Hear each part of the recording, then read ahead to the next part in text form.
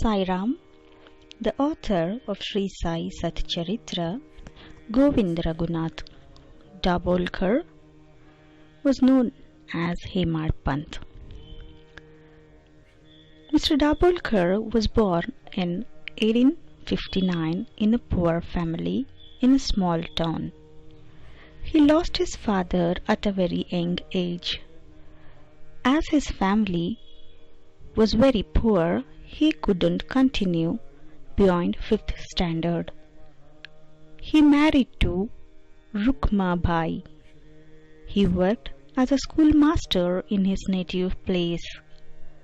He also worked as a village officer.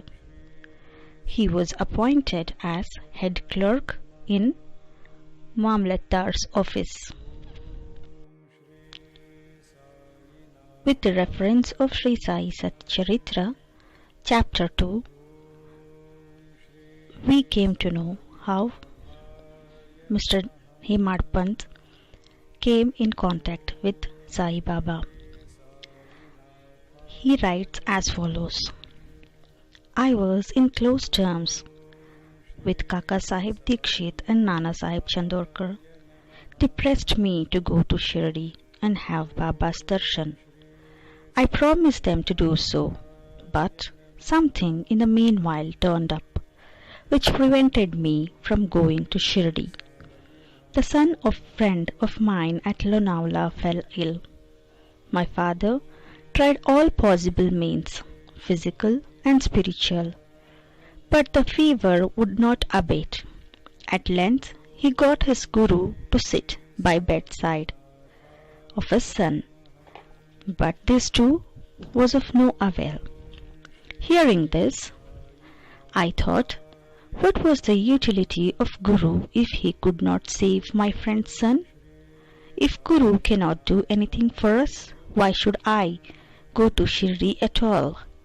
Thinking in this way, I postponed my Shirdi trip.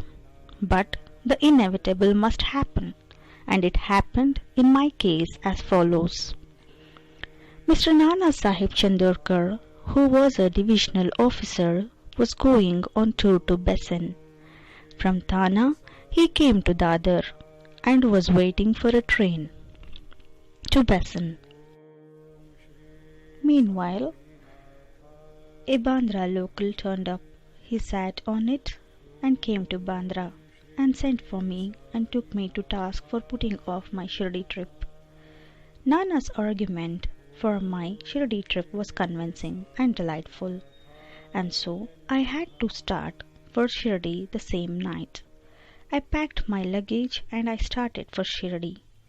I planned to go to Dadar, from there to catch the train for Manmad, and so I booked myself for Dadar and sat in train.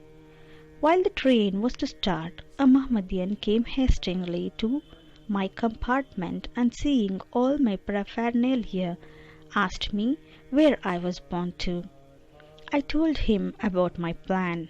He then suggested that I should go straight to Boribandar and not wait at Dadar, as the Manmad mail did not stop at Dadar. If this little miracle or Leela had not happened, I would have not reached Shirdi next day. As settled, many doubts would have assembled my mind. But that was not to be. As fortune favored me, I reached Shirdi the next day before 9 or 10 a.m. Bapu Sahib Dikshit was waiting for me there. This was in 1910, when there was only one place with Sateswada for lodging pilgrimage devotees. After alighting from Tonga, I was anxious to have darshan. When the great devotee Tatya Sahib Nulkar returned from the masjid and said that Sai Baba was at corner of Vada and that I should first go the preliminary darshan and then after bath see him at leisure. Hearing this, I ran and prostrated before Baba, and my joy knew no bounds. I found more than what Nana Sahib Chandurkar had told me. All my senses were satisfied, and I forgot my thirst and hunger. The moment I touched Baba's feet, I began a new lease of life. I felt myself obliged to those who served and helped me to get darshan. I consider myself as they are my real relatives, and I cannot repay their debt. I only remember them and prostrate mentally before them. The peculiarity of Sai Baba's darshan as I found it is, by his darshan our thoughts are changed. The force of previous action is abated, and gradually non-attachment and dispassion towards the worldly object grows up. It is by the merit of actions in many past births that such darshan is got. If only you see Sai Baba, all the world assume the form of Sai Baba. Hot discussion. On the first day of my arrival in Shirdi, there was a discussion between me and Bala Sahib Bhate regarding the necessity of a guru. I contended, why should we lose our freedom and submit to others? When we have to do our duty, why a guru is necessary?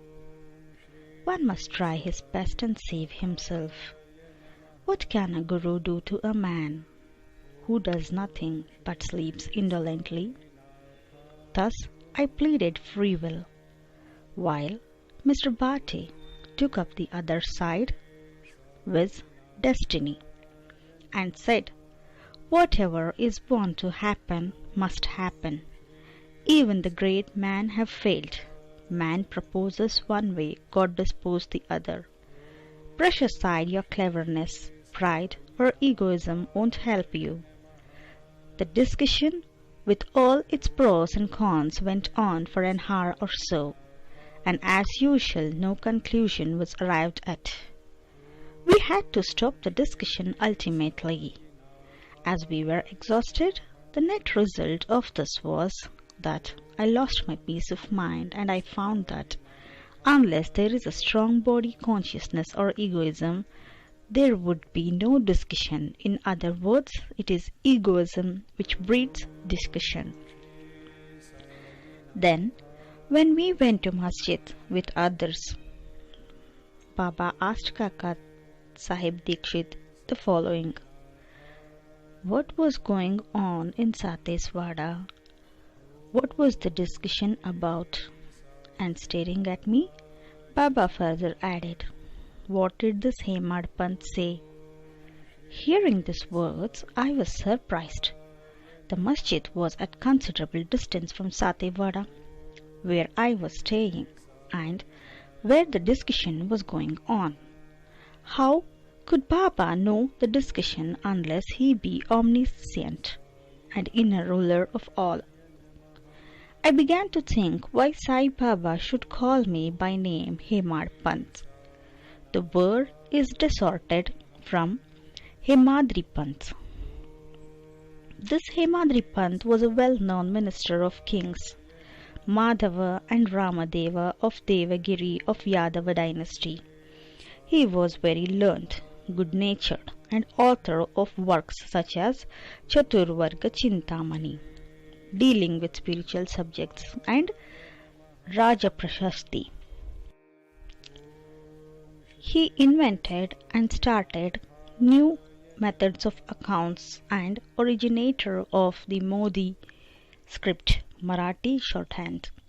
But I was quite opposite, an ignominious and mediocre intellect. So I could not understand why the name or title was conferred upon me. By thinking seriously upon it, I thought that the title was dragged to destroy my ego, so that I should remain meek and humble. It was also a compliment paid to me, for the cleverness in discussion. Looking into the history, we think Baba word calling Mr. Dabholkar by name Hemadpant was significant, as we find that he looked after the management of Shirdi Sansthan very intelligently, kept all accounts properly, and was also the author of such a good work, Sri Sai Satcharitra, which deals with such an important and spiritual subject as dhyana, bhakti, dispassion, self-surrender, and self-realization. I could not ask Sai Baba to give me permission for this work, so I requested Mr. Madhavrao Deshpande alias Shama, Baba's most intimate devotee, to speak to him for me. He pleaded my cause and said to Sai Baba, "This Anna Sahib wishes to write your biography. Don't say you are a poor fakir, and there is no necessity to write it. But if you agree and help him, he will write, or rather your grace will accomplish the work. Without your consent and blessings, nothing can be done successfully." When Sai Baba heard this request, he was moved and blessed me by giving his Udi, sacred ash, and placing his boon-bestowing hand on me, and said, "Let him make the collections of stories and experiences. Keep notes and memos. I'll help him. He is an outward instrument. I should write my autobiography myself and satisfy the wishes of my devotees. He should get rid of his ego, surrender it at my lotus feet. He who acts like this in life, him I help the most. Word of my life stories, I serve him in his house in all possible ways. When his ego is completely annihilated and there is left no trace of it, I myself shall enter into him and write my life.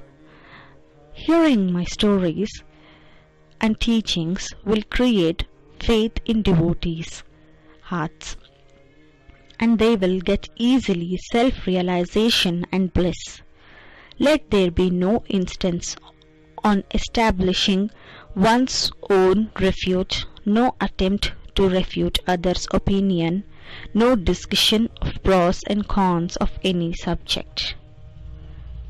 Hemadpant, after taking Ashirwad from Sai Baba, started collecting the information. Hemadpant collected information about Sai Baba from 1917 to 1929, about 13 years. And as we know, with Baba's grace and blessings, this work was successfully accomplished. Om Sai Ram. Shri Sachidananda Sadguru Sainath Maharaj Ki Jai.